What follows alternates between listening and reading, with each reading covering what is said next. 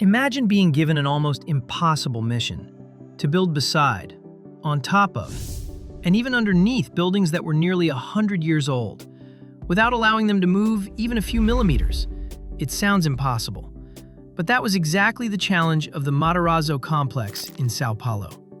For decades, the old Matarazzo hospital remained abandoned.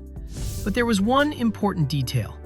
A large part of the complex was protected as historic heritage. In other words, demolition was not an option. That is precisely what turned this project into one of the most complex restoration efforts ever carried out in Brazil. Before any intervention began, every facade, window, ornamental stone, and architectural detail was cataloged like a true museum piece. Meanwhile, a modern tower over 120 meters tall was beginning to rise almost right next to the historic buildings. But how do you do that without putting century-old structures at risk? The answer was engineering. Hundreds of sensors monitored the old structures 24 hours a day. If any wall shifted by just a few millimeters, the engineers received an alert immediately. And the challenge went even further. In addition to building alongside them, it was necessary to build underneath the historic buildings themselves.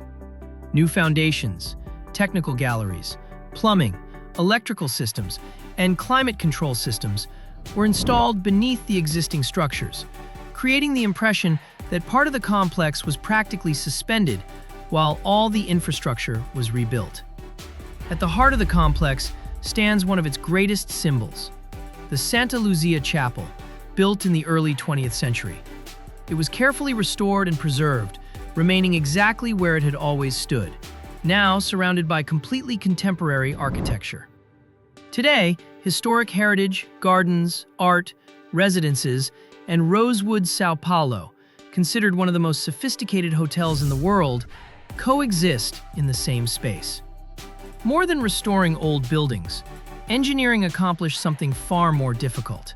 It built the future, beside, on top of, and even underneath the past, without erasing a single chapter of its history.